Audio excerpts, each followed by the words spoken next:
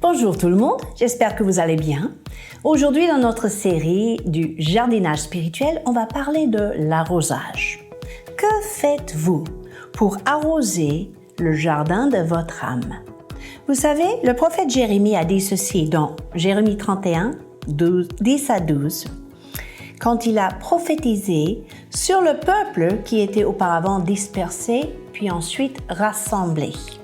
Celui qui a dispersé Israël le rassemblera et il le gardera comme le berger garde son troupeau. Vous vous rappelez la semaine dernière, on a parlé de comment garder, protéger le troupeau. Le mot hébreu, shamar. Eh bien, c'est le même mot. Mais Jérémie continue. L'Éternel rachète Jacob.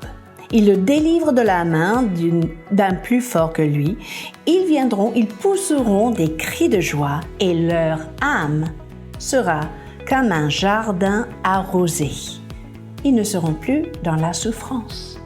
L'âme des rachetés est quelque chose que Dieu veut arroser. Maintenant, comme dans la nature, Dieu fait tomber la pluie souvent, n'est-ce pas? C'est cette pluie divine, cette pluie du ciel qui arrose la terre et qui arrose nos cœurs. Il a promis d'ailleurs de répandre la pluie du ciel, ce qui parle du déversement du Saint-Esprit.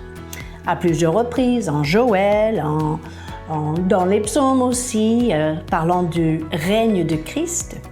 Mais ma question aujourd'hui, c'est que faire quand il n'y a pas de pluie?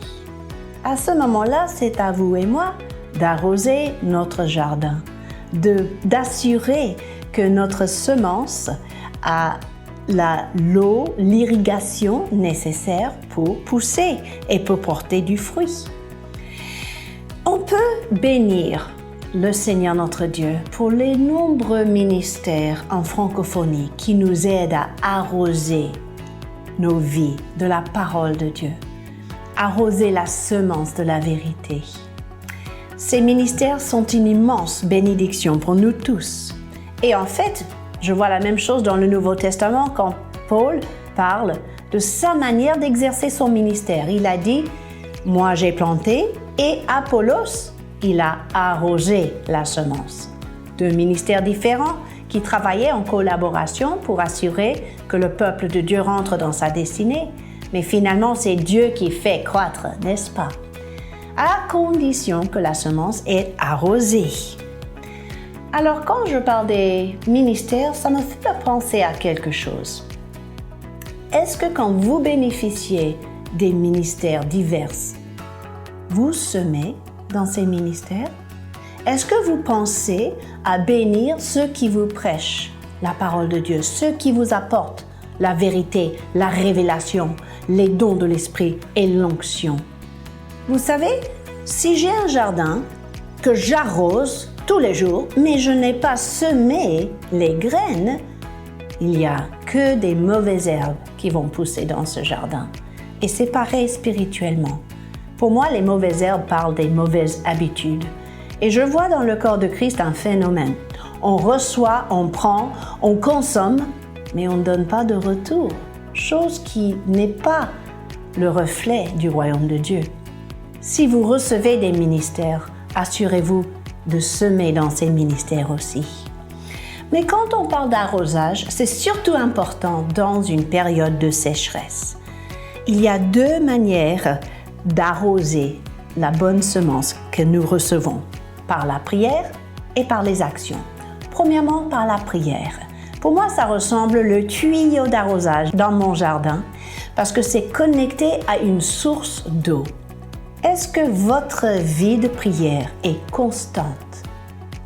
Connectée à la source, connectée à Dieu. Est-ce que vous avez cultivé l'habitude de prier sans cesse afin d'arroser la parole de vérité que vous recevez? Dans quel état est votre tuyau? Y a-t-il des trous ou des fissures? Ou est-ce que vous arrivez à arroser sans problème? Il y a une deuxième manière d'arroser et c'est surtout quand vous semez la parole, vous prêchez la parole, vous annoncez l'évangile. Ça aussi, c'est une semence qu'il faut arroser, mais ça se fait par des actions. Les actions qui accompagnent la prédication de la parole. Les actions qui font que votre parole n'est pas du blabla, mais du vrai, de l'authentique. Quelque chose qui va faire fructifier la vérité dans la vie de votre entourage. La Bible dit dans Ésaïe 58, 10 à 11, « Si tu donnes ta propre subsistance à celui qui a faim, si tu rassasies l'âme indigente, ta lumière se lèvera dans l'obscurité et tu seras comme un jardin arrosé. » Vous voyez la connexion entre se donner dans les actions, se donner dans les œuvres pour accompagner la parole? C'est ainsi que vous devenez des jardins arrosés. Alors cette semaine, mes amis, assurez-vous de bien rester connecté à la source dans votre vie de prière et bien accompagner votre témoignage des actions, parce que parfois les actions parlent plus fort que les paroles. Soyez des distributeurs de ces eaux vives par vos actions et par la prière. Je vous dis à la semaine prochaine.